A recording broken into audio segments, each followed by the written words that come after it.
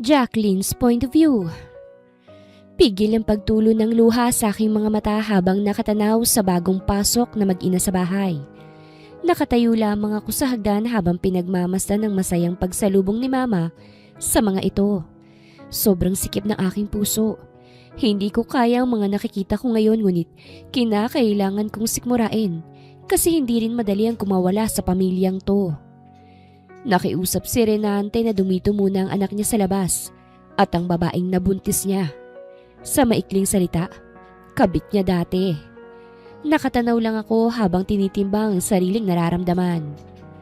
Mami, dito na po ba tayo titira? Inosenteng tanong ng batang babae habang namamangha ito sa kanyang mga nakikita. Palangiti ang bata at wala pang alam sa katotohanan ng mundong to. Oo anak, dito na tayo titira. Maligayang sabi ng babae na siyang may malaking ngiti sa labi. Ngunit nang magkasalubong ang aming paningin, napawi ito. Umangat ang sulok ng labi ko. Hindi ko rin makakalimutan kung papaanong dinurog ng babaeng to ang buhay ko. 3 taon nang nakakalipas mula nang malaman ko na niloko ko ni Renante. Dating sekretarya niyang babaeng to at nagkaanak sila. Pinatawad ko si Renante dahil nagkamali siya at mahal ko siya. Ngunit ang sakit na ibinigay nila sa akin noon, minumulto pa rin ako nito hanggang kasalukuyan. Ngunit ngayon, iisa na ang bahay namin. Hindi ko alam kung saan kumukuha ng kakapalan ng mukha ang babaeng to para sumama. Para magpakita pa sa akin. Siguro malakas ang kanyang loob dahil nasa kanya ang panganay ni Renante. May anak silang 2. Kung pwede lang na kumawala sa sitwasyon na ito, matagal ko nang ginawa. Pero masyado akong naiipit. Kung makikipaghiwalay ako, liligaya ang babaeng to dahil siya na ang papalit sa pwesto ko. Kung hihiwalayan ko si Renante, baka babalik ako sa umpisa. Kaya't hindi ko kayang gawin ang kagustuhan ng puso ko dahil kahit papano, nakatulong si Renante sa pagpapagamot sa nanay kong may kanser. Kaya't kailangan kong magpakamartir. Maging pusong bato para lang hindi na babalik sa putikan kung saan ako nanggaling. Kailangan kong tiisin ang kalokohang to para sa buhay na meron ako ngayon. Jacqueline, gising ka na pala. Alika! Ani Mama Lynette, ang mama ni Renante. Nakangiti siya sa akin na parabang okay lang ang lahat. Bumaba ako sa hagdan at ngumiti pabalik kay Mama. Hinalikan ko siya sa pisngi. Good morning po, Mama. Mabutit gising ka na. Nandito na pala si Claire at ang anak niya. Tumingin ako sa kabit ni Renante na ngayon ay hindi na maipinta ang mukha. Agad kong ibinaling ang tingin ko sa batang walang kamuang-muang. Nagtago ito sa likod ng mama niya. Hi, ikaw pala si Clara? Tumangulang ang bata at mas lalong humigpit ang hawak sa damit ng kanyang ina. Napabalik ang tingin ko kay Claire. Huwag ka mag-alala, hindi kami magtatagal rito. Nasunog ang bahay namin kaya ako kinontak si Renante. Aalisin kami kapag nabigyan na niya kami ng matitirhan. Umangat ang kilay ko. Bibigyan kayo ng matitirhan ni Renante? Kita ko na parang natakot siya. Dapat lang na matakot siya kasi kabit siya. Pero dahil kilala akong mabait, ngumiti ako. Mabuti naman. Hindi rin naman pwedeng maghirap ang anak ni Renante kaya dapat lang na may magandang tirahan kayo. Sayang naman ang kayamanan ni Renante kung hindi niya gagamitin sa bata, hindi ba? Napakabait mo talaga, Jacqueline. Sana biyayaan na kayo ni Renante ng anak para may apo na rin ako sa inyo. Umaasang sabi ni Mama. Ilang taon na kayong kasal ni Renante ngunit hindi pa rin kayo nabibiyayaan. Sana nga po eh. Ngumiti ako pero sa kaloob-looban ko, pinagmumumura ko na ang lahat. Mula nang mahuli ko si Renante sa kanyang kalokohan, pasikreto kong nagpaturok para hindi muna ako mabuntis. Ayokong magkaanak sa kanya dahil ayokong mabuhay ang anak ko ng may kahati. Para kung sakaling bala ko nang kumawala, walang sabit at matiwasay akong aalis. Pumasok sa loob ng bahay si Renante. Hawak-hawak ang susi ng kanyang kotse. Sinundo niyang mag-ina niya para dito muna manirahan. Agad lumapit si Renante sa akin para halikan ako sa pisngi. Sa gilid ng mata ko, kita ko ang inggit sa mata ng babae. Kahit wala na sila ngayon mula nang mahuli ko alam ko namang may pagtingin pa rin ng babaeng to sa asawa ko. Kaya't hindi ko rin maintindihan kung bakit dito pa talaga. Mas lalo lamang akong mawawala ng tiwala sa kanya. Pwede namang hanapan muna ng apartment ang mag-inang to, ngunit dito pa talaga. Salamat Jacqueline sa pagpayag. Huwag kang mag-alala, mabilis lang to. May bibilihin akong bahay para sa kanila. Tipid akong ngumiti. Walang problema. Masayang-masayang bata na si Clara habang binubuhat ni Renante. Siyang nagbuhat nito patungo sa magiging kwarto nila. Parang sa isang iglap, naging outsider ako. Hindi ko maiwasang malungkot para sa sarili ko. Jacqueline! Tumingin ako sa nagsalita. Nagtiimbagang ako nang makita na si Claire to. Huwag ka mag-alala. Saglit lang to. Hindi ako manggugulo. Hinarap ko siya. Mabuti naman, hindi rin naman ako manggugulo kung hindi ka manggugulo, Miss Claire. Tandaan mo, may anak ka na. Mag-focus ka sa kanya, okay? Aalis na sana ako pero nagsalita siya. Gustong magkaanak ni Renante. Bakit hanggang ngayon hindi mo pa rin pinagbibigyan? Kung tungkol ito sa nangyari, wala na yon. Kaya nga, wala na yon. Pero nabigyan mo na, di ba? Bakit pa ako magbibigay? Iununahan mo na ako, Miss Claire. Kaya kung gusto mo ng tahimik na buhay rito, wag mo akong kakausapin ha. At wag ka nang magtangka na akitin pa si Renante. Kasi kahit na maging ahas ka ulit dito, pareho pa rin ang posisyon mo. Kabit ka pa rin. Hindi ako nagpakita sa kanila ng magtanghalian. Hindi na rin nila ako tinawag dahil alam din naman nila na hindi ako okay. Binisita ako ni Renante sa kwarto at pilit na sinusuyo. Matagal nang nawala ang spark sa aming dalawa mula nang niloko niya ako. Pilit niya itong binabalik pero hindi yun madali para sa akin. Jackie, pumungay ang kanyang mata. Huwag ka na sanang magalit. Wala na talaga. Naaawa lang kasi ako sa anak namin eh. Walang matitirhan. Alam ko, Renante. Huwag ka mag-alala. 1 buwan lang sila rito. Ililipat ko kaagad. Gusto ko rin kasing makasamang bata. Kumirot ang puso ko. Sige, ayos lang. Ngumiti siya at hinalikan ako sa noo. Nag-transfer na rin pala ako ng pera sa account mo para kay mama. Nilunok ko ang pride ko. Salamat. Alam ko na nagbago na si Renante. Nakikita ko yun palagi. Guilty siya nang mahuli ko siya at nagmamakaawa sa akin na wag siyang iwan. Sa loob ng 5 taon naming kasal, ginawa niyang lahat para lang maibalik ang tiwala ko sa kanya. Pero kasi, may sumpa na ang aming kasal. May anak siya sa iba. At hindi na yun magbabago pa. Nakisama na lang ako para sa nanay ko at wala ng iba pa. Saan ka pupunta, iha? Umagang-umagay nadatnan ko sa sala sila mama at si Claire na nakaupo sa carpeted floor. At ang anak niya na nagkukulay sa isang coloring book. Napahinto ako at napatingin sa kanila. Bibisitahin ko po yung mama ko. Sagot ko. Oh, kamusta na pala yung nanay mo?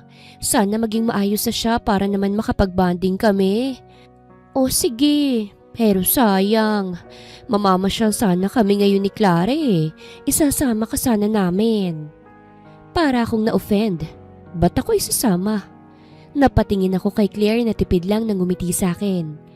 Hindi ako sasama, huwag kang mag-alala. Anya, hindi na po.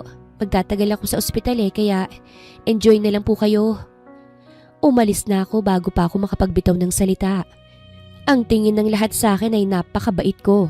Hindi ko kailanman dinapuan ng sampal ang babaeng yun noon. Kahit sobra akong nasaktan. Kahit lumuhod siya sa akin para humingi ng kapatawaran, walang kamay na dumapo sa kahit anong parte ng katawan niya. Ipinaalam ko kay nanay ang tungkol sa sitwasyon ko. Humigpit lang ang kanyang hawak sa aking kamay. Awang-awa siya sa akin. Magpakatatag ka, iha. Kayanin mo. Nay, hindi ko na talaga kaya eh. Gusto ko nang... Kung susuko ka agad, magkakaroon sila ng happy ending, anak. Maging matalino ka. Huwag mong hahayaan na talunin ka ng puso mo. Mayaman si Renante. Sa katunayan pwede kanyang hiwalayan anumang oras at ipagpalit sa babaeng yun. Pero hindi kanya hinihiwalayan kasi ikaw nga ang mahal niya. Pagsamantalahan mo ang lahat. Kasi kung aalis ka, babalik na tayo sa putikan, anak. At baka matitigil ng pagpapagamot sa akin. Ayaw pa kitang iwan, anak. Tumango ako. Natigil lang ang drama nang pumasok ang doktor. Humiwalay ako kay nanay. Kamusta ng nanay ko, Dok? Ani ko kay Doc Matias de Jesus, ang doktor ni nanay. May improvement na po ba? Inayos niya ang kanyang eyeglasses at bumaling siya sa akin. Nabatid ko na hindi kalayuan ang edad namin dahil binata ito. Nag-run kami ng bagong test kanina umaga. May nakita kaming konting improvement. Hindi pa malaki pero malinaw na nagre-respond na siya sa treatment ngayon. Kumpara nung nakarang linggo. Nawalang lungkot na nararamdaman ko dahil sa narinig. Talaga, Dok? Tumango siya. Oo, talagang gustong gumaling ng mama mo. Napangiti ako at binalingan si nanay. Hinawakan ko ang kamay niya. Kita ko rin na nagkaroon siya ng pag-asa. Tiningnan ko muli ang doktor. Maraming salamat po, Dok. Ikaw si Doc de Jesus, di ba? Kung maaari, ililibre kita ng pagkain. There's no need. Trabaho ko ang pagalingin ng pasyente. Ire-recommend ko ang pagpapatuloy ng current treatment. Mukhang effective na siya ngayon. Pag-uusapan natin ang adjustments mamaya para mas maging comfortable siya. Tumango ako. Medyo gumaan ang aking pakiramdam. Are you okay? Tumagilid ang ulo niya. Baka gusto mong... ayos lang ako, Doc. Ngumiti ako sa kanya. Don't worry po. Maraming salamat po. Umalis na ang doktor at naiwan kami ni nanay sa kanyang kwarto. Malisyosa niya akong tiningnan. Kung ang doktor na yun naman ang matitipuhan mo, o sige, papayagan na kitang iwan ng asawa mo. Ani nanay. Nanlaki ang mata ko. Nay! Ang bait ng doktor na yon. At saka single pa. Mayaman din, anak. Sa katunayan, mas mayaman pa kaysa sa asawa mo.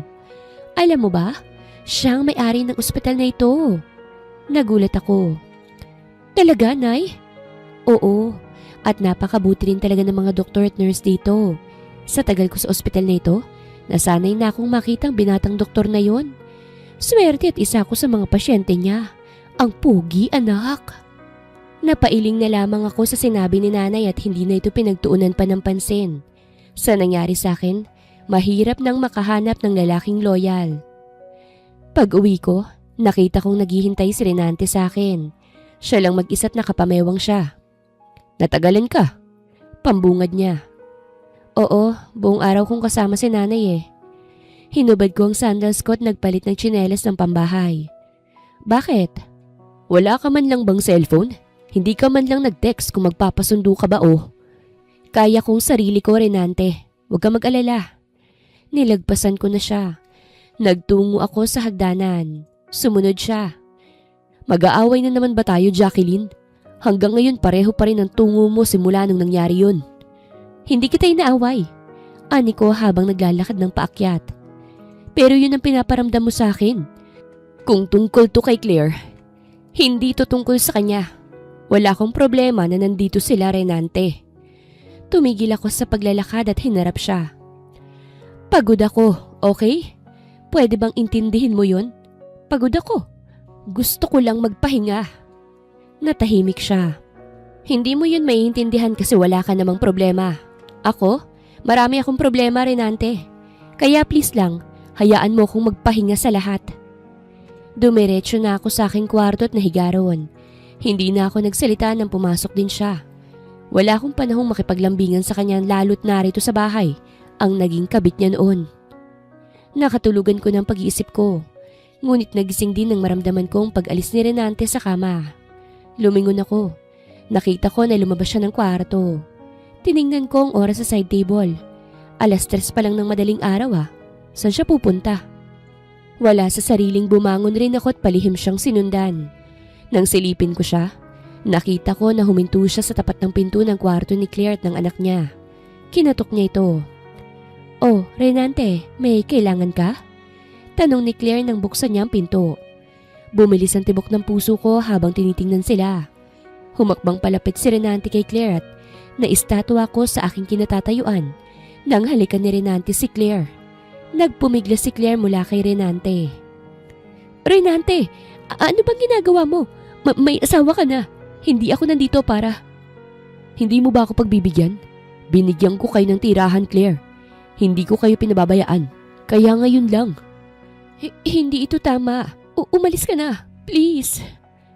Ngunit hindi nakinig si Renante at patuloy niyang hinalikan si Claire. Hanggang sa bumigay na ito at pumasok sila sa kwarto. Napaupo na lamang ako sa sahig at napahawak sa aking dibdib. Hindi pa rin talaga nagbabago si Renante. Ganun pa rin siya talaga. Ang akala ko ay nagbago na siya pero nagkamali lang pala ako. Hindi na ako natulog at hinintay na lamang na lumiwanag ang langit. Nakaupo lang ako sa upuan habang hinihintay ang pagbukas ng pinto. Tulala ako. Kine-question na ang lahat ng nangyayari sa buhay ko. Kung deserve ko ba ito kasi napakatanga ko. Na hinahayaan kong mangyari yun imbis na lumapit at pigilan si Renante sa kalokohan niya. Bumukas ang pinto ng kwarto namin at iniluwal noon si Renante. Natigilan pa siya nang makita kong gising na gising. Akala niya siguro tulog na tulog pa ako. Ah, gising ka na pala. Ani Renante at sinarang pinto. Ang aga naman yata. Oo, may narinig kasi ako na halinghing kaya't nagising ako ng madaling araw Renante. Nagulat siya sa sinabi ko. Ah, ganun ba? Oo, ganun nga. Ikaw, saan ka galing? Mas maaga kang nagising sa akin Dumiretso sa banyo si Renante ngunit sumagot siya sa akin. Tumambay ako sa opisina. May tinrabaho lang na maaga. Bumaba ka na, sabay tayong kakain ng agahan. Umigting ang aking panga. Sinungaling. Nauna akong bumaba at nagtungo sa hapagkainan. Nakita ko agad ang maingay na bata na masaya sa hinahanda ng kasambahay. Bukod sa kanya, nakita ko rin si Claire. At nang makita ko, bahagya siyang napatalon sa kanyang kinaupuan. Umupo ako sa tapat niya. Hi po! Good morning! Magalang nabati sa akin ang bata at ngumiti pa. Bahagyang nataranta si Claire nang lumapit sa akin ang anak niya. Binalingan ko ito. Are you okay po? Why are you sad? You're so pretty po. Anito sa inosenteng tingin. Sumikip lalo ang puso ko sa kanyang sinabi. Hindi maipagkakaila na anak ito ni Renante. Sa mga mata pa lang, mananas asawa ko. Clara, bumalik ka rito. Kabadong wika ni Claire. Tumingin ako sa kanya. Para siyang natakot at umayos ng upo. Bumaba ang tingin ko sa leeg niya. Kita kong pamumula ron, pati na rin ang kanyang palapulsuhan. Ayos ka lang? Hindi ko maiwasang itanong yon. Namumula yata yung leeg mo. Wala naman sigurong lamok dito, no? Nakalmot ko lang. May allergy kasi ako Lumunok siya't nag-iwas ng tingin. Umigting ang aking panga. Hindi siya makatingin sa akin kasi may nangyari sa kanila ng asawa ko kaninang madaling araw. Dumating na rin ang demonyo at may gana pang humalik sa aking pisngi bago maupo. Let's pray first po! Ani ng bata nang kakain na sana kami. Sinaway ni Claire ang bata pero ako, biglang nahiya. Tumikhim si Renante sa tabi ko. Pray muna. Payapa naman ang pag-aalmusal natin. Pero simula nang masaksihan ko yon, nawala na talaga ako ng gana. Kahit patuloy pa rin akong sinusuyo ni Renante, naging bato na talaga ang puso ko. Sobrang tigas na para bang imposibleng matunaw pa ito. Nagtungo muli ako sa ospital para dalawin si nanay. Ngunit nadatnan ko siyang tulog kaya't hindi ko na siya inistorbo. Tumambay muna ako sa mini park ng ospital para magpahangin at makapag-isip-isip na rin ng maayos. Kung patuloy kong hahayaan ang nangyayari ngayon, patuloy lang din akong masasaktan. Kung pipiliin kong sarili ko, maaaring babalik ako sa simula at baka pati si nanay madadamay pa. Hindi ko afford ang mga gamot niya. Mula nang maging asawa ko si Renante, hindi na ako nagtrabaho dahil gusto niyang nasa bahay lang ako. Kaya ngayon, kung sakali mag-a-apply ako base sa natapos kong kurso, baka hindi rin ako matanggap kasi wala akong experience. I told you, wala. Stop this nonsense bro. Hindi mo rin naman siya kilala kasi may asawa. Napalingon ako sa nagsalita. Nakita ko hindi kalayuan sa pwesto ko ang doktor ni nanay. Nakapamewang to habang may kausap sa kanyang cellphone. Kahit hindi ko kitang buo ng kanyang muka, halata namang iritado siya. So what if I like someone who's married? What is it to you? Huh? Kumunot ang noo ko sa narinig. May gusto ang doktor na ito sa may asawa na? Nadagdagan lang masamang pakiramdam ko dahil sa narinig. Bakit ba may mga tao pa rin nagkakagusto sa itinali na? Bakit sila ganun? Ano bang magandang idudulot nun sa kanila? Masarap ba talaga pag bawal? Tatayo na sana ako para bigyan ng space ang doktor nito kaso nalingunan niya ako at nakita. Natigilan ako. Ibinaba niya ang tawag at ramdam ko na para siyang kinabahan. Magandang araw po, Dok. Awkward na sabi ko. Aalis na po ko. Oh, wait. Lumapit siya sa akin.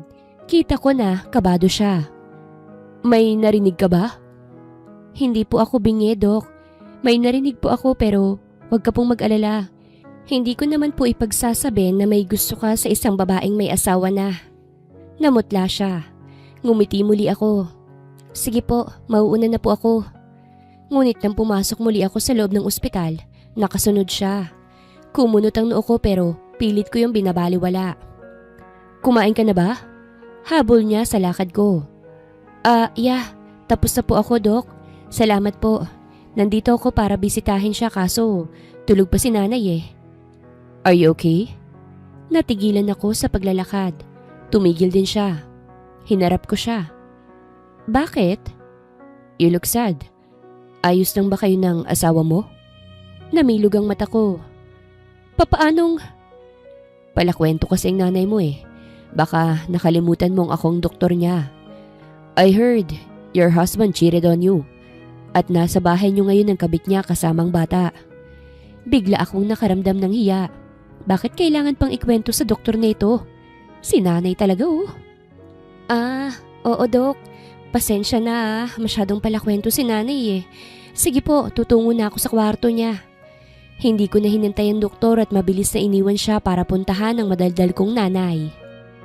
Matapos kong bumisita, umuwi na ako. Ganun pa rin ang eksena, nanunuyo pa rin si Renante sa akin na para bang wala siyang ginagawang kasalanan. Gaya pa rin ng dati, hindi ako bumigay, kaya't alam kong naiinis na siya. Pasikreto na rin akong humahakbang para magkaroon ng trabaho. Hindi ko na kayang manatili rito at makipagharapan sa mga taong nanloko sa akin. Hindi ko na kayang makipagplastikan. Hindi ko na kayang mahiga sa yaman ng asawa ko habang minumulto ko ng katrayduran niya na ngayon ay binabalik niya. At dahil matagal akong nakatulog, 1 oras pa lang matapos kong humiga, bumangon na naman si Renante ng 3:00 ng madaling araw at nagtungo sa kwarto ni Claire. Gaya ng madalas kong ginagawa, palihim akong sumunod. Nakita ko siya sa tapat ng pintuan ng kwarto ni Claire at kinatukto. Ngunit hindi siya pinagbuksan ng babae kaya't paulit-ulit ang kanyang pagkatok. Umigting ang pangakot naglakas loob na lumapit sa kanya. Renante. Nagulat si Renante sa biglaan kong pagsulpot. Bago pa man siya makapagsalita, sinampal ko na siya sa muka. Humagalpak yun sa buong hallway. Humapdi nga ang palad ko dahil sa tigas ng kanyang pagmumuka eh. Jacqueline! Hindi ka pa rin talaga nagbabago no? Malandi at manloloko ka pa rin. Malamig kong sabi. Agad niyang hinawakan ang balikat ko. Jacqueline, Hindi ako tanga, Renante. Nagigising ako sa tuwing bumabangon ka ng 3:00 ng umaga. Hindi ba talaga kakalmay ang itlog mo dyan, ha? Inalis kong kamay niya sa balikat ko. Ang tagal kong nagtiis sa'yo, Renante.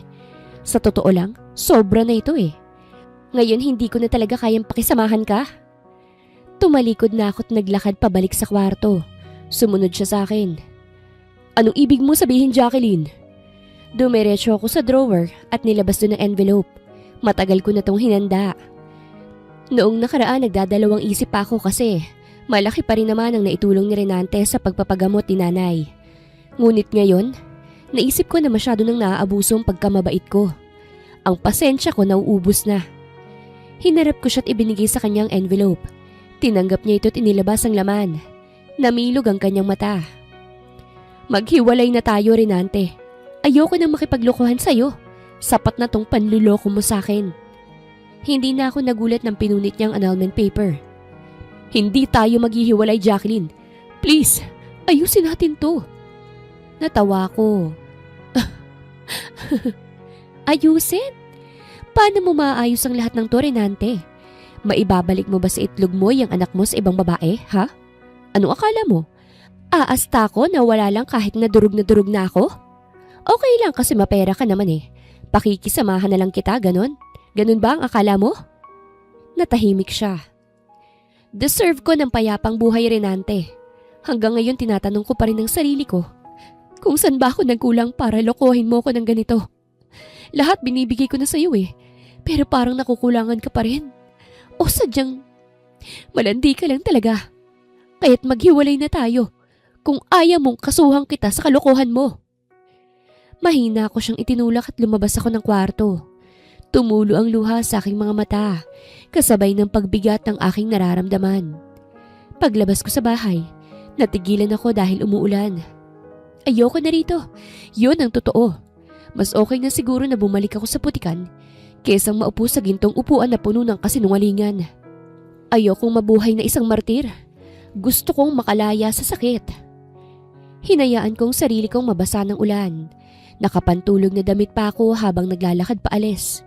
Hindi halatang umiiyak ako dahil sumasabay ang pagtulo ng kalangitan. Pupuntahan ko si nanay. Doon muna ako sa kanya. May intindihan siguro ako ni nanay dahil hindi ko na talaga kayang manatili pa doon. Sa gitna ng aking paglalakad, nakaramdam ako ng pagkahilo. Napahinto ako sa paglalakad at naghahanap ng masisilungan. Kahit basang-basa na ako, gusto ko pa rin magpahinga. Ngunit may isang kotseng dumaan at tumigil sa tapat ko. Tiningnan ko lang ito. Lumabas ang isang lalaking nakakasual na damit at nakapayong na kulay itim. Miss Jacqueline. Umawa ang labi ko nang makita ko siya ng malapitan. Doc Matias? Hinawakan niya ako sa balikat at pinayungan. Bakit ka nagpapaulan? Tumingala ako sa kanya. Kita kong matinding pag-aalala sa kanyang mukha. Bakit siya ganyan makatingin sa akin? Matagal ko na itong pansin ngunit pilit ko lang itong binabaliwala. Kasi napaka-imposible ng aking naiisip sa kanya. Ikaw pala, Doc. Yun ang huli kong sinabi bago ako tuluyang mahilo, kasabay ng pagdilim ng aking paligid. Matias point of view. Nakatingin lamang ako kay Miss Jacqueline na nakahiga sa kama habang may dextrose ang kanyang kamay. Mataas ang kanyang lagnat at mukhang hindi niya naaalagaan ang kanyang sarili dahil hindi niya alam na may karamdaman siya. Napatingin ako sa kanyang daliri. At naroroon pa rin ang singsing na nagpapahiwatig, nakasal pa rin siya. I don't understand, woman. Bakit pa sila nanatili sa isang relasyong talo na sila? Her husband cheated on her and is still cheating on her. Hindi naman mahirap makipaghiwalay at may laban siya. Ang asawa niya may anak na sa iba. In fact, pwede pa nga niya itong kasuhan noon pa. Pero masyado yatang mabait ang babaeng to para gawin yun. I heard, ang lalaking yun ang nagbabayad sa hospital bills ng ina niya. Kaya siguro hindi niya rin mahiwalayan. Paano kung ako na lang ang sasalo sa hospital bills niya? Hihiwalayan niya kaya ang lalaking yun? I wonder. Pero magugustuhan niya kaya ako? I wonder about it too. Sa dami ng nangyayari sa kanya, baka hangin lang ako. Baka isipin niya kagaya lang ako ng asawa niya. Nagsimula akong magkagusto sa kanya nang una siyang bumisita sa nanay niya. That was 3 years ago. Umiiyak siya noon sa kanyang ina. Not because of her mom but because of a relationship. Doon ko nalaman na kasal na siya at umatras agad ako. Kaso nang malaman kong cheater pala ang asawa niya, para akong baliw na nagdarasal na sana matauhan siya at hiwalayan ang asawa niya. Ngunit para na akong nawalan ng pag-asa, lalo na ngayong hindi naman niya hinihiwalayan.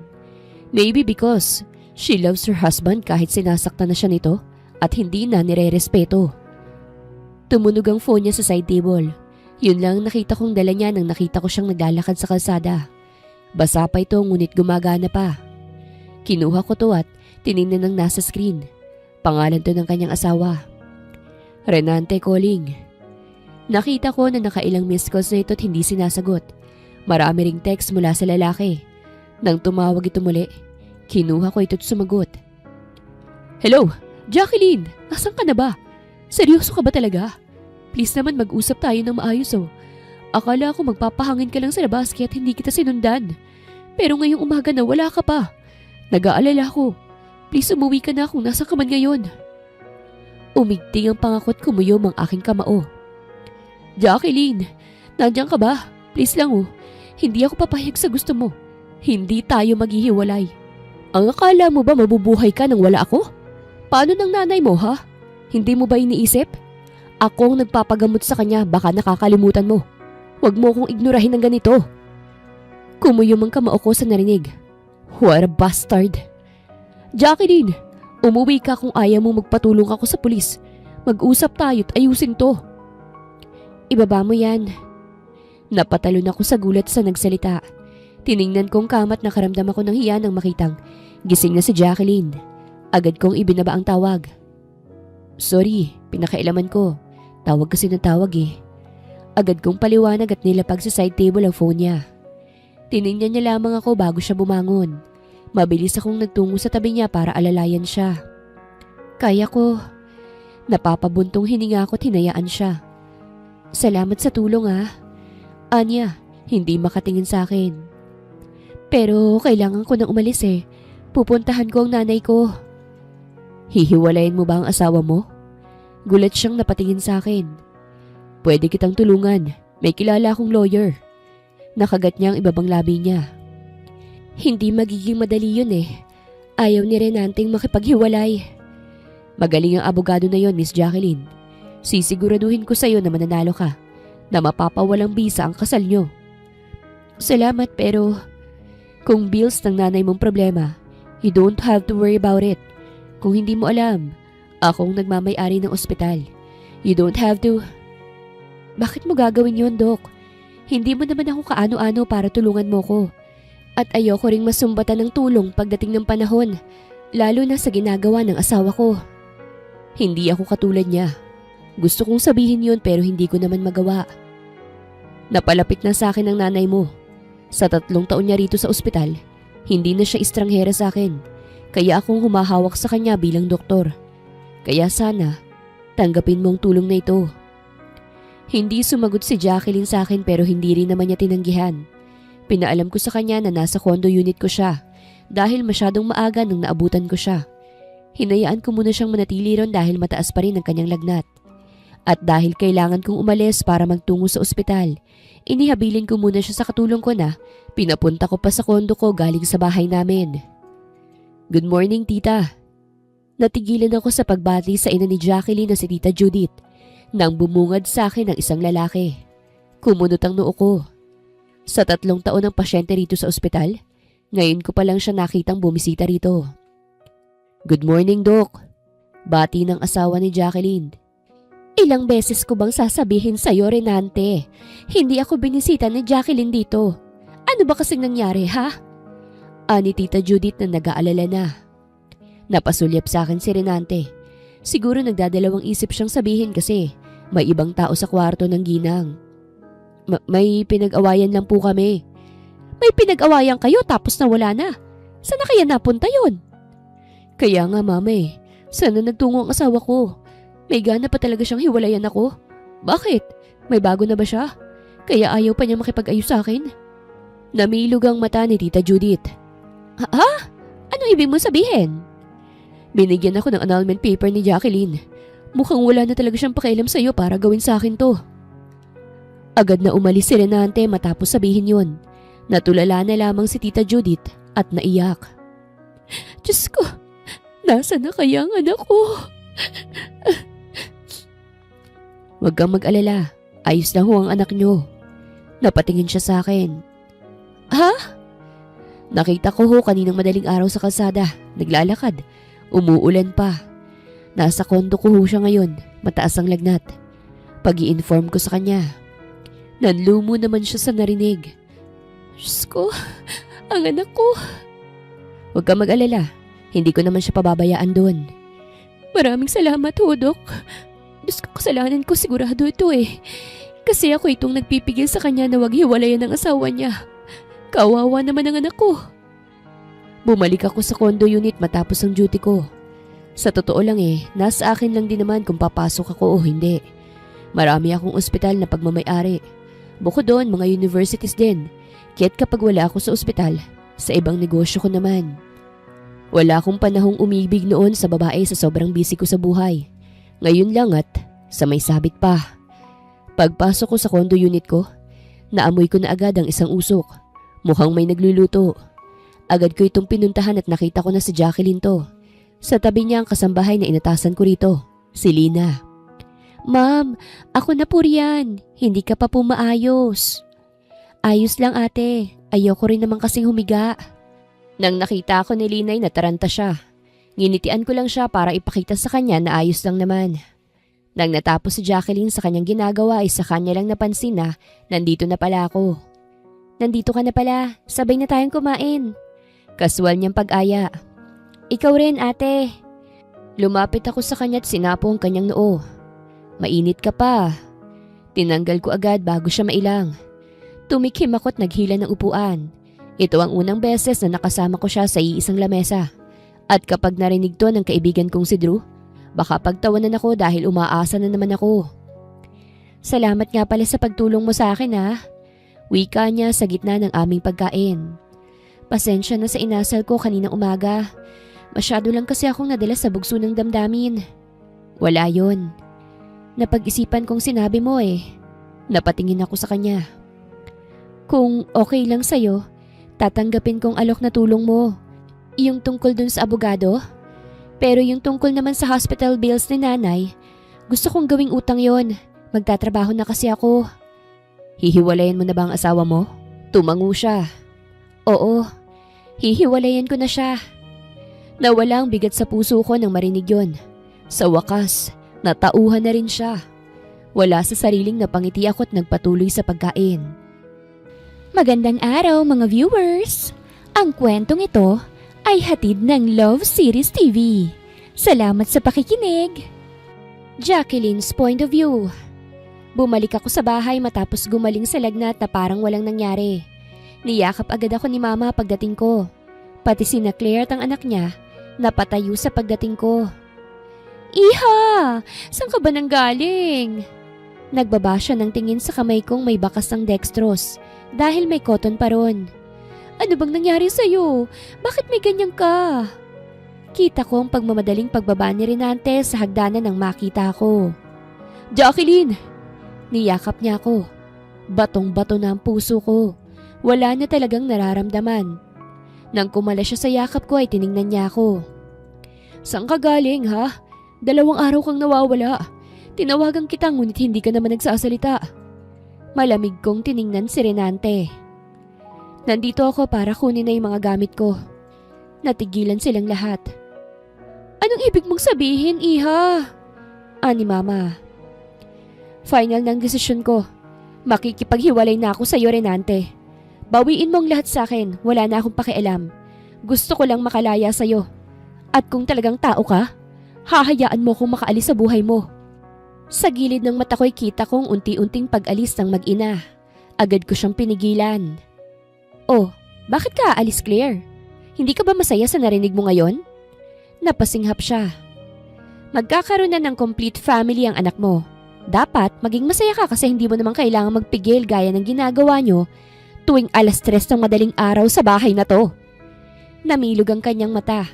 Pati si Mama, hindi makapaniwala. Jacqueline, pag-usapan naman natin to. Maghanda ka rin, Ante. May abogado na ako. Anikot nilagpasan silang lahat. Ang tagal kong nagtiis. Ngayon lang ako nagkalakas ng loob. Kung ano man ang mangyayari, ang mahalaga, sinubukan ko. Susubukan ko. Ayokong manatili sa kalokohang to. Ayokong maging pusong bato habang buhay. Nakaalis ako sa bahay ng aking asawa.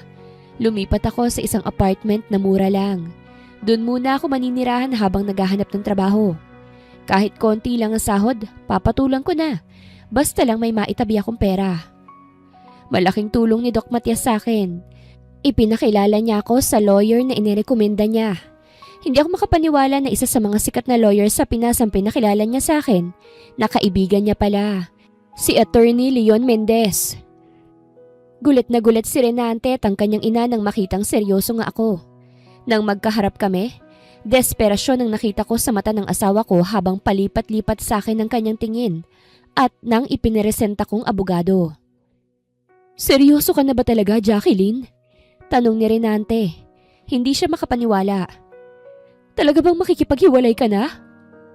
Masyado mo yata akong ina-underestimate, Renante. Hindi kita ina-underestimate. Talagang alam ko na hindi mo afford mag-abogado at makipag-anal. Sigurado naman akong may lalaki ka. Ano naman ngayon kung meron nga? Hamon ko sa kanya. May anak ka na nga sa iba, di ba? Habang kasal tayo.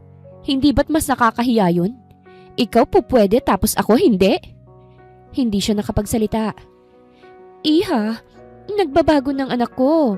Yung tungkol kay Claire. Ayoko na talaga, mama. Pagputol ko sa kanya. Pagod na ho akong pakisamahan ng anak niyo kaya sana, bilang babae, sana naman ay maintindihan niyo ko. Huwag na nating pahirapan ang ating mga sarili. Renante, maghiwalay na tayo. Pilit akong kalabanin ni Renante at ayaw talaga niyang makipag-anal. Naging mahirap yun sa akin sa nagdaang buwan. Naging malapit na rin kami ni Doc Matias dahil sa nangyayari sa buhay ko at ramdam ko rin ang pahiwatig niya sa akin. Ngunit pilit ko rin yung binabaliwala muna kasi hindi pa tapos ang lahat. Ayaw kong paasahin ng doktor na ito kaya't hindi ko kailanman sinuklian ang pinaparamdam niya sa akin. May trabaho na rin ako. Sa dami ng inaplayan kong bangko, may tumanggap rin sa akin. Doon ay ibinuhos ko ang aking atensyon habang naghihintay sa pag-approve ng annulment. Hindi na rin naman ng gulo si Renante at pumayag na rin sa gusto kong mangyari matapos ang ilang buwan. Patuloy rin na lumalaban sa sakit niya ang aking ina kaya't lumalaban din ako sa buhay ko. Jacqueline, nasa labas ang sundo mo. Sinabi yun ng katrabaho ko habang nagliligpit na ako ng mga gamit kasi uuwi na ako. Uy, tukso nila. Siniko ko bigla ni Aliana, kasamahan ko sa work. Boyfriend mo ba si Doc Matias? Araw-araw kong sinusundo Umiling ako. Hindi, magkaibigan lang kami. Sus, halata namang hindi kaibigan ng turing sa'yo ng lalaki. At isa pa, annulled ka naman na hindi ba? Umiling ako. Naghihintay pa. Doon din naman yan pupunta. Butit hindi lumaban yung ex-husband mo. Deserve mo ring makalaya, no? Sa ikinwento mo, muntik mo na ako maging basher kasi ang martir mo. Butit na tauhan ka na. Tipid ko lamang siyang initian saka lumabas na ng bangko. Naroroon na nga si Matias sa labas, nakasandal sa kanyang kotse. Nang makita ko, napaayos siya ng upo. Nandito ka, bungad ko.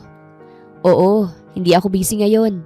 Gusto sana kitang ayaing lumabas kung okay lang sa'yo. Natigilan ako. Matias, alam mo namang...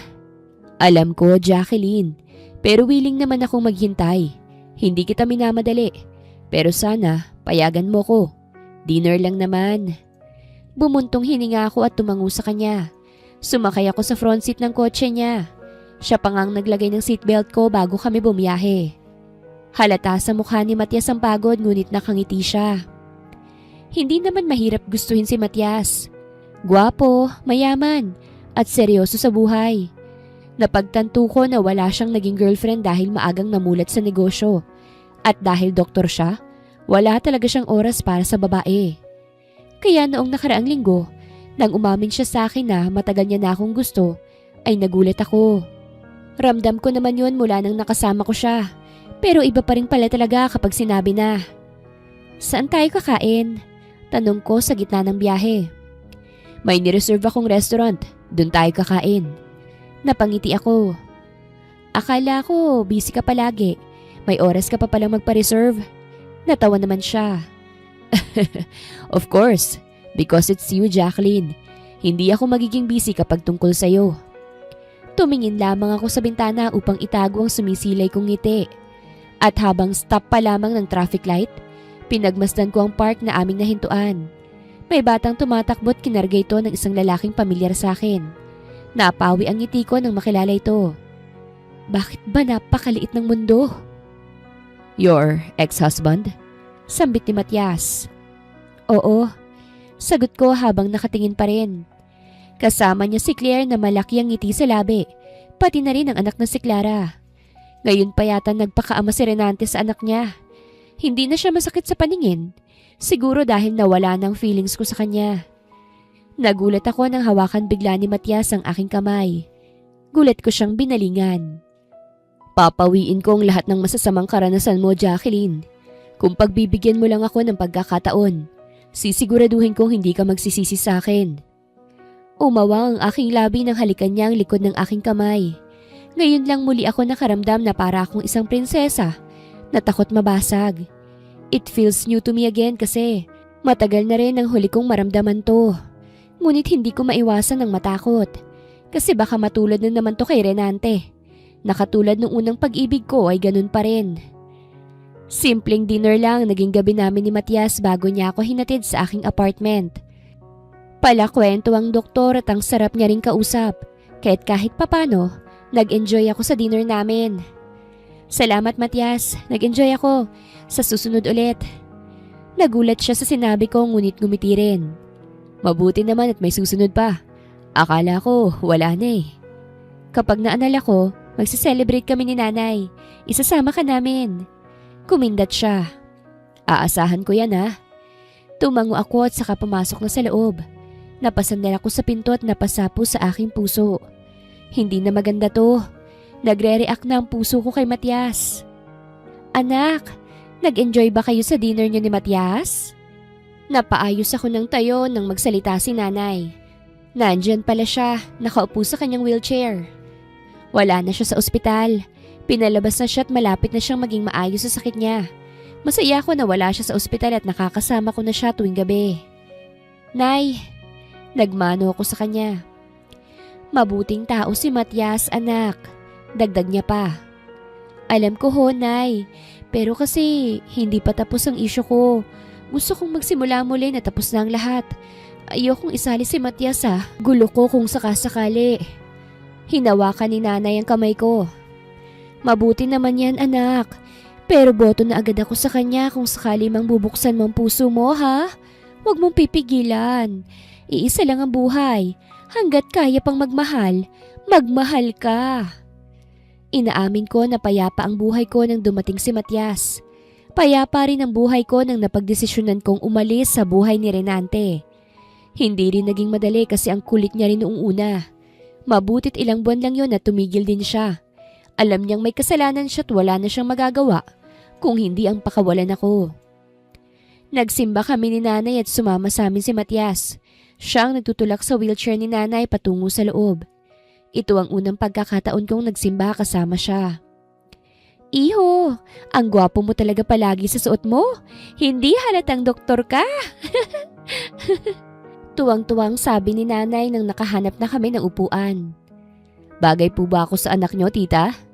Napalingon ako sa kanila. Abay, syempre naman, iho. Sobrang bagay. Tumingin sa akin si Matias matapos niyang marinig yon mula sa sarili kong ina. Ngumiti lang ako sa kanya saka humarap na sa harapan kasi magsisimula na ang misa. Wala akong gustong mangyari ngayon sa buhay ko kung hindi ang magkaroon ng kapayapaan, preskong pag-iisip at masayang pamumuhay. Maaaring nagkakamali ako sa una kong desisyon.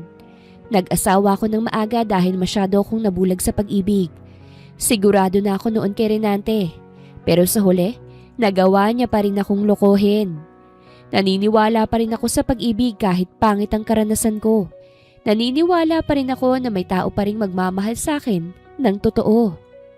Nang napunta na sa part ng Peace Be With You sa mga kasamahan, bahagya akong nagbaw habang nagsasalita. Peace, peace. Lumingon ako sa likod para gawin din yon. Peace. Natigilan ako nang makita ko si Claire hindi kalayuan sa pwesto namin. Nagulat rin siya nang makita ko. Kasama niya si Renante na gulat ding makita ko. Karga niya ang anak nilang si Clara. Ngumiti lang ako kay Claire bago binalik ang tingin sa harap. Ang weird. Wala na akong kahit na anong sakit na nararamdaman. Siguro dahil bato na itong puso ko? O baka naman nakamove on na rin ako. Natapos ang misa na may magaang napakiramdam sa aking puso. Lumabas na kami ng simbahan at may plano pa kaming mag-lunch nang may tumawag sa pangalan ko. Jacqueline! Nilingon ko ito. Nakita ko na si Renante ito. Sa malayo, naghihintay sa kanya sila Claire at ang anak nito. Tumingin si Renante kay Matias bago muli sa akin. Masaya akong makita ka muli. Anya sa kalmadong boses. Kamusta ka na? Nagulat ako sa tanong niya. Ayos lang ako, Renante. Ikaw? Ayos lang. Masaya ako na masaya ka na ulit. Ako rin, Renante. Sana masaya ang pagsasama niyo ni Claire. Walang kami, Jacqueline. Para sa anak lang namin to kaya kami magkasama. Tumango ako. Sana bigyan mo ng masayang pamumuhay ang anak mo, Renante. Hindi kasalanan ng anak mo ang kasalanang ginawa nyo. Nang wala na akong sasabihin, nagpaalam na ako sa kanya. Iyon ang unang pagkakataong nakaharap ko muli si Renante. At ang gaan ng pakiramdam ko kasi hindi na ako bitter. Hindi na ako nasasaktan nakaharap ko siya. Hinayaan ko si Matias na manligaw sa akin nang magtanong muli siya. Ilang beses ko na kasi siyang tinatanggihan. Sa bawat tanggi ko, hindi siya sumusuko. Kaya't bumigay na ako at hinayaan siya. Para ba akong bumalik sa kabataan ko dahil kay Matias? Hindi siya touchy person. Kahit late 20s na kami, sobrang ingat niya sa akin. Yakap at hawak na kamay lang ang ginagawa namin kasi alam niyang hanggang ganun munang maibibigay ko. Nasaan nga palang family mo? Tanong ko sa kanya nang sumama ako sa kanya sa bahay niya. Napakalaki ng bahay niya. Marami siyang kasambahay ngunit wala siyang kasamang kapamilya. Nasa ibang bansa sila. Sigurado ka bang single ka? Baka naman may tinatago ka rin ha? Natawa siya. I'm single baby. Malaki ang pamilya namin kaya't malaki ang bahay. Ngunit nasa ibang bansa na sila eh. Ako na nga lang ang natira dito. Kumunot ang aking noo. Bakit hindi ka sumama sa kanila? May negosyo ako dito sa Pilipinas, Jacqueline. May kinuha siya sa ref at ibinigay sa akin.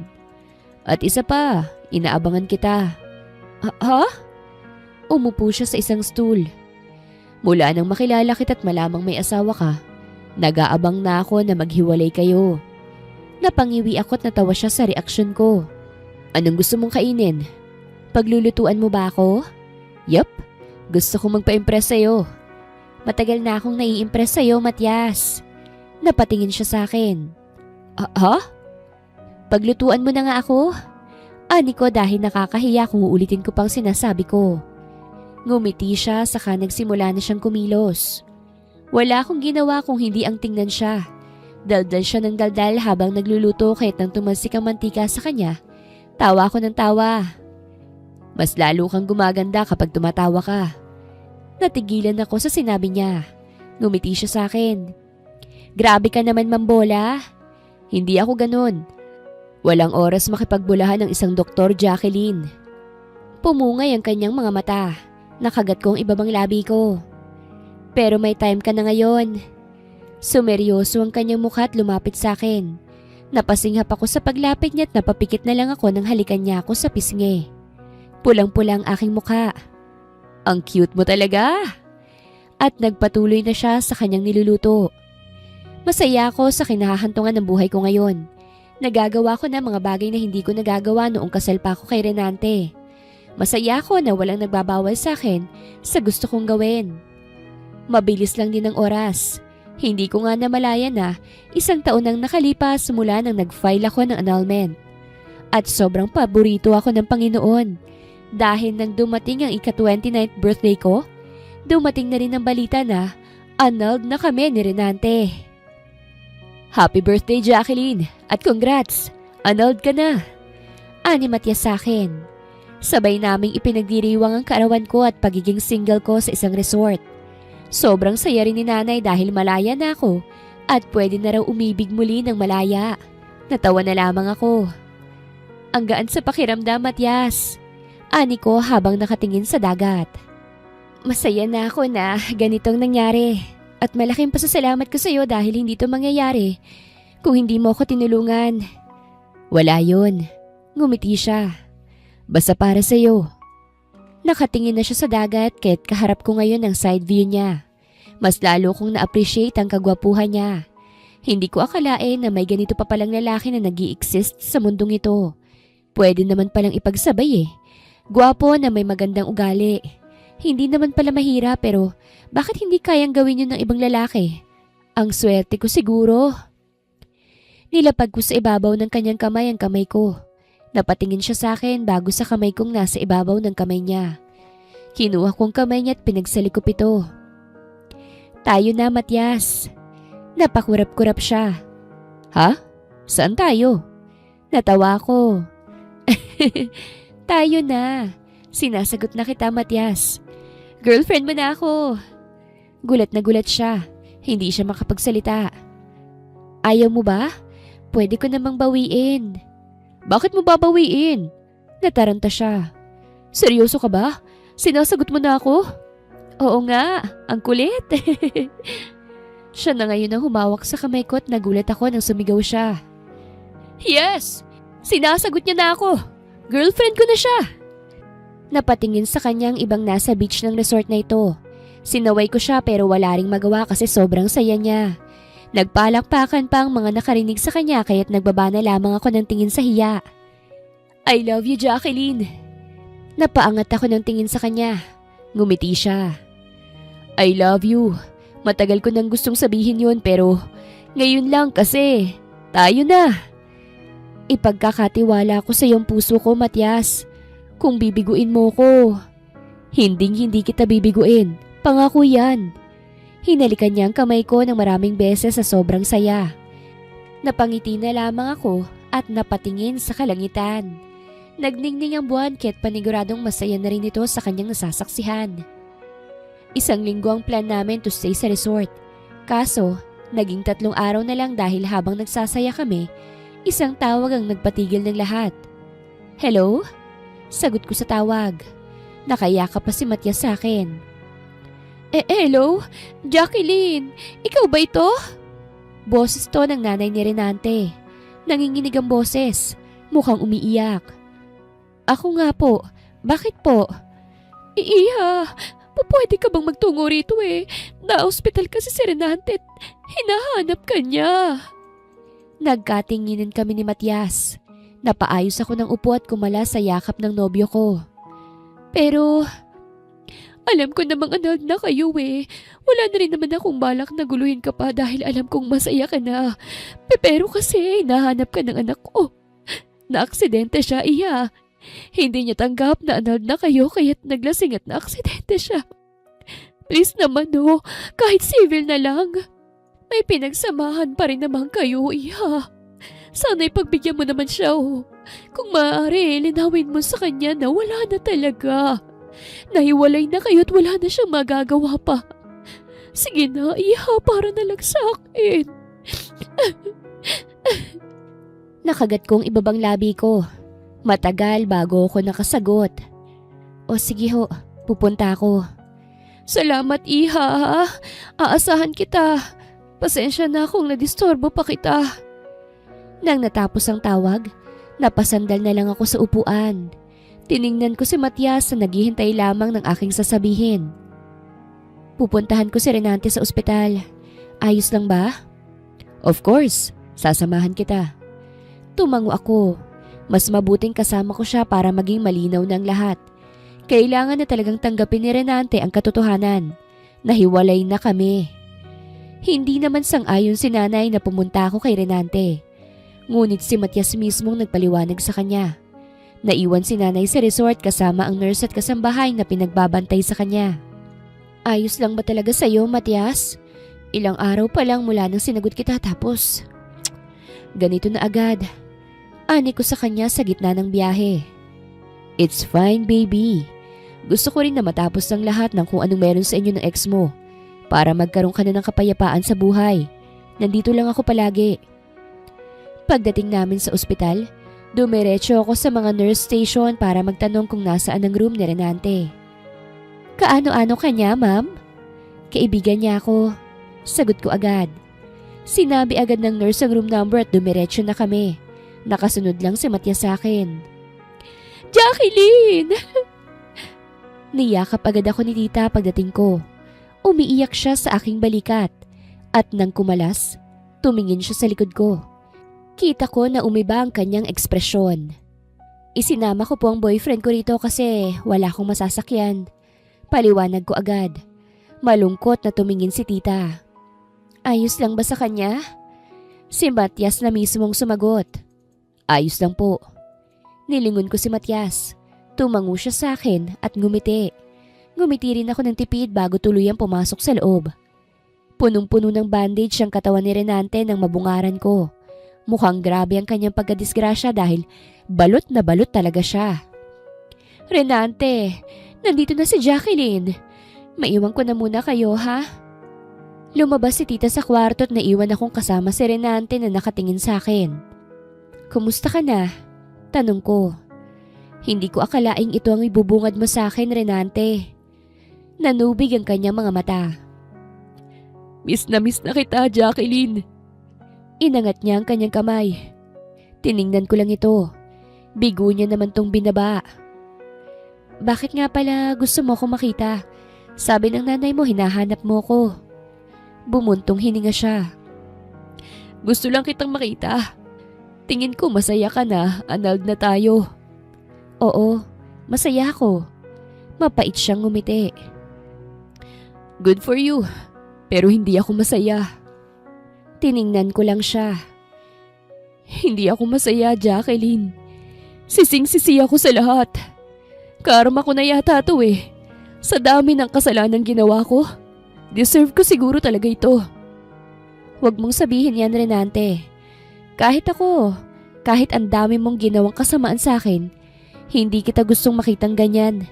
Lalo na't may anak ka. Tumulo na ang luha niya. Mag-isa na lang ako eh. Umalis na si Claire. Sinama niya yung anak ko. Hindi ko na alam kung saan ko sila hahanapin. Nagulat ako ron. Hindi kita pinapunta rito para magmakaawa na balikan mo ko kasi napaka-imposible na nun. Lalo na't may bago ka ng mahal. Mapili ka sa lalaki, Jacqueline. Siguro, nakapasa siya sa'yo. Oo, Renante.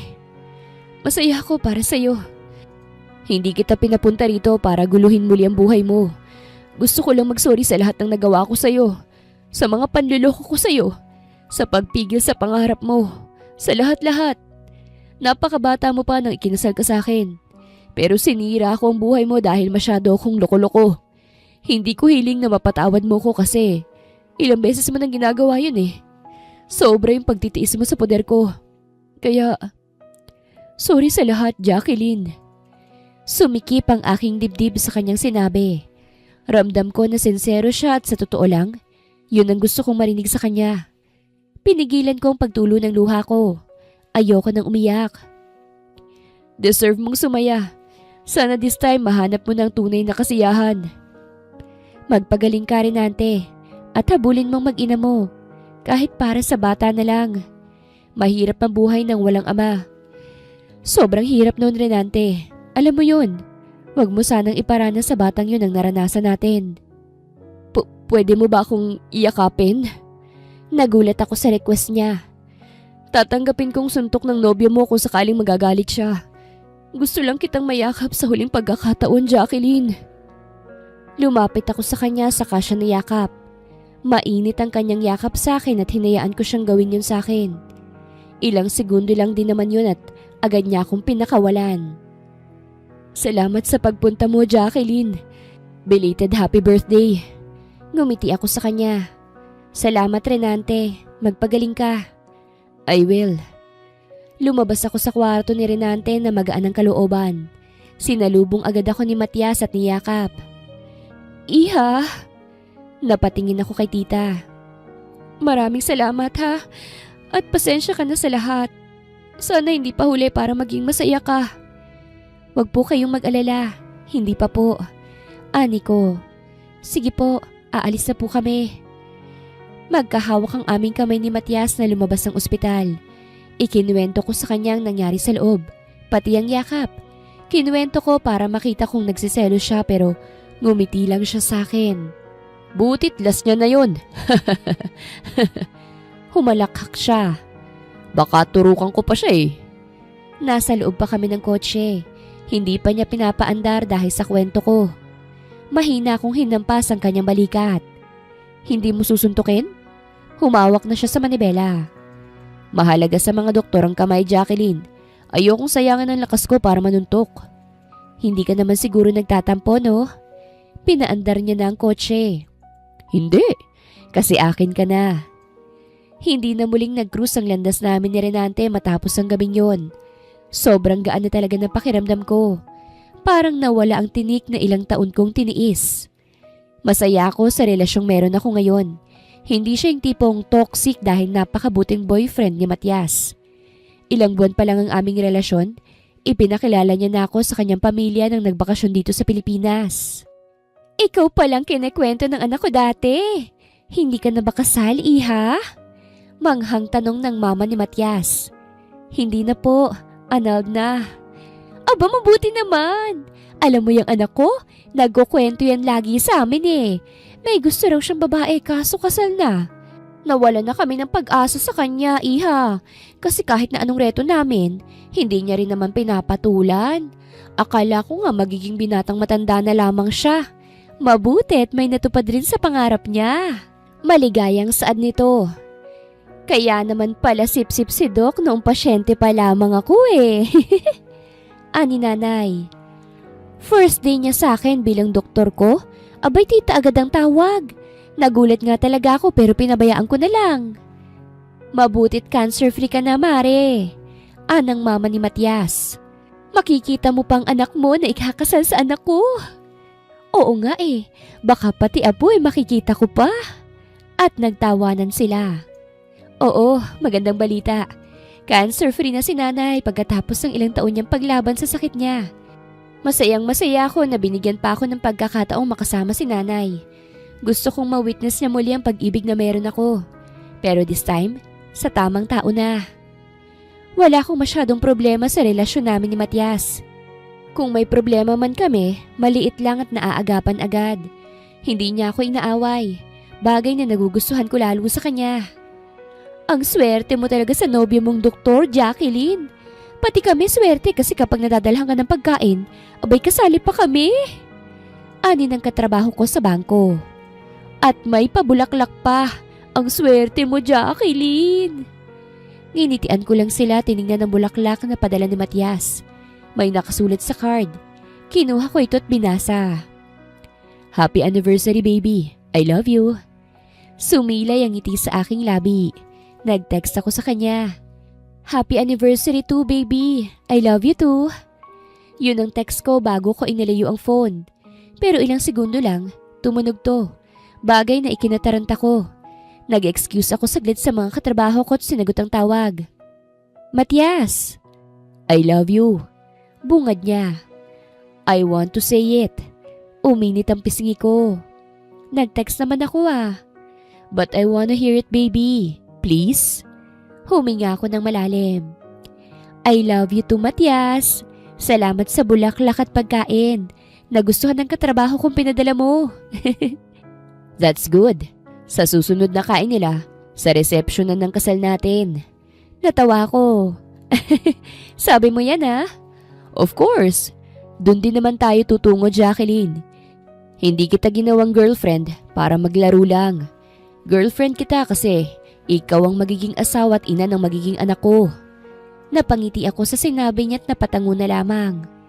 Pagdating kay Matias, hindi ako takot na magsimula ulit. Hindi ako takot na subukan muli yon, ang magpakasal. Kaya naman matapos ang 2 taon namin bilang magnobyo, ikinasal kami. Grande ang kasal kaya't marami ang dumalo. Kahit hindi ko lubos kilala, invited sa aming kasal. Punong-puno ng pagmamahal ang puso ko ngayon. Nawala na ang takot ko sa nakaraan dahil si Matias ang asawa ko. Mahal kita, Matias. Salamat dahil dumating ka sa buhay ko. Ani ko habang hinahaplos ko ang kanyang muka.